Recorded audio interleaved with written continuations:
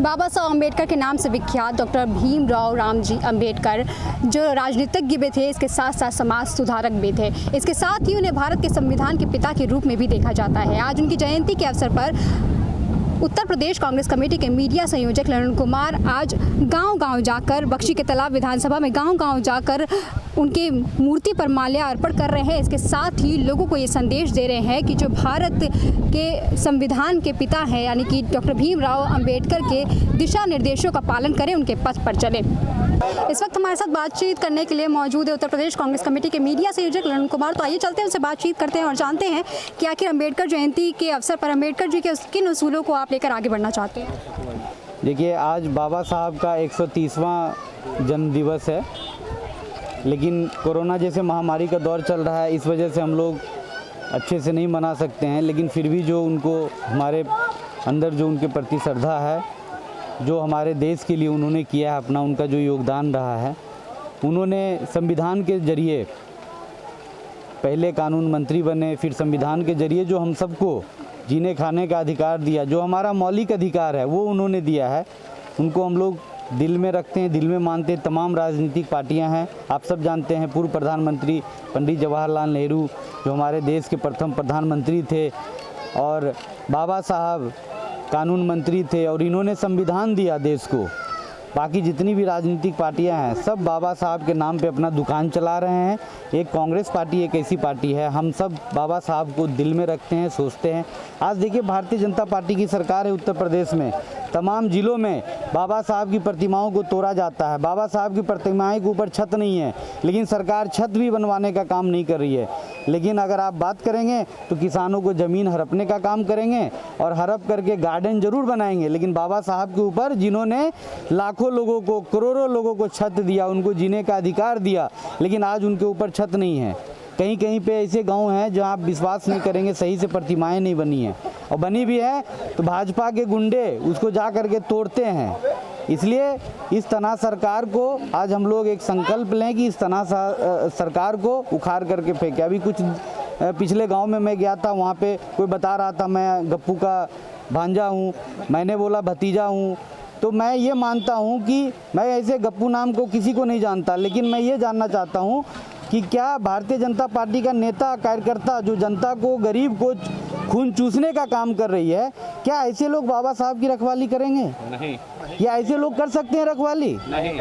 इसीलिए हम सब मिलजुल करके ऐसे तनाज़ा को उखाड़ फेंकेंगे। और आज बाबा साहब का जयंती है 130वां, और जहाँ जहाँ पे बाबा साहब की प्रतिमाएं के ऊपर छत नहीं है, मैं आप सबसे वादा करता हूँ, जितने भी हैं सहयोग करूँगा, चंदा करना पड़े चाहे जो भी करना पड़े आर्थिक रूप से, मैं उनकी प्रतिमाएं बनाऊँगा।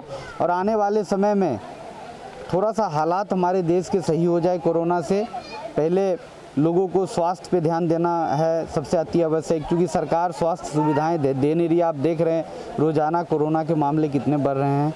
इसलिए हम सबको बच करके भी चलना है, और आने वाले अगला जो जयंती बाबा साहब का हम लोग मनाएंगे वो बड़े धूमधाम से मनाएंगे, अगर स्थिति थोड़ी अच्छी रही तो। और हम सब एक संकल्प लेते हैं कि बाबा साहब के सपनों को हम साकार करेंगे। बाबा साहब की सोच क्या थी, बाबा साहब क्या चाहते थे, वो हमारे संविधान में लिखा हुआ है। हम उस संविधान को बचाने का काम करेंगे। आज यही भारतीय जनता पार्टी जो है संविधान को ख़त्म करने में लगी है, लेकिन हम संविधान को ख़त्म होने नहीं देंगे। और बाबा साहब जो चाहते थे हर व्यक्ति को अपना घर लेने का अधिकार, उनको कॉलोनी मिले, हर व्यक्ति के यहाँ शौचालय, हर व्यक्ति के यहाँ पढ़ने लिखने की सुविधाएं हो, ये सारी चीज़ उनकी एक सोच थी, उसको हम लोग आगे बढ़ाने का काम करेंगे। और उसी सिलसिले में मैं हर गांव जा रहा हूँ।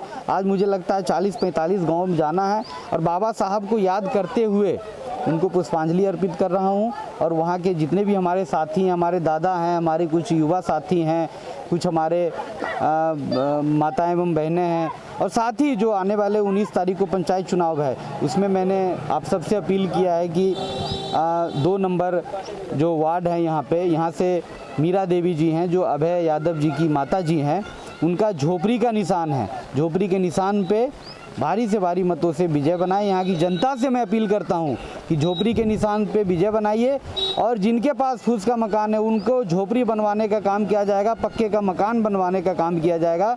आने वाले समय में बाबा साहब का जो सपना था, हम सब मिलजुल करके साकार करेंगे। धन्यवाद। जैसे अम्बेडकर जी का ये उसूल था कि वो समाज से भेदभाव मिटाना चाहते थे, लेकिन आज के समय में भी भेदभाव देखा जा सकता है, इस पर आप क्या कहना चाहेंगे? अभी पिछले कुछ गांव में अगर आप मेरे साथ होंगे देख रहे होंगे भेदभाव, भाजपा के कोई बता रहा था कि मैं ये हूँ मैं वो हूँ, लेकिन मैं वो सब नहीं मानता। मैं बाबा साहब को दिल में बसाना चाहता हूँ। भारतीय जनता पार्टी की वो सोच होगी भेदभाव, हमारे लिए हम सब बराबर हैं, सब मिलजुल करके, ये हमारे दादा हैं, यहाँ के संस्थापक हैं, ये बड़े भाई की तरह हैं, सब मिलजुल करके एक साथ चलेंगे, कोई भेदभाव नहीं है। बाबा साहब यही चाहते थे, सबको बराबरी का हक हो, अब वो हम ले करके रहेंगे। किस तरीके से अमल करना चाहेंगे सर? अगर हमारा हक दे देते हैं तो लेंगे, नहीं तो आंदोलन करना होगा, आंदोलन करेंगे। इस तनासा को उखाड़, जब अंग्रेज़ों को उखाड़ करके हम लोगों ने फेंक दिया, हमारे दादा परदादा पूर्वजों ने, तो ये किस खेत की मूली है।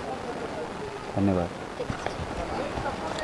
तो इस वक्त हमारे साथ मौजूद थे उत्तर प्रदेश कांग्रेस कमेटी के मीडिया संयोजक ललन कुमार। उन्होंने बताया कि सभी को उनका हक मिलेगा, चाहे हमें लेना पड़े या हमें छीनना पड़े। इस वक्त के लिए इतना ही। देखते रहे LP न्यूज़। कैमरा पर्सन रंग मौर्य के साथ स्नेहा तिवारी की खास रिपोर्ट।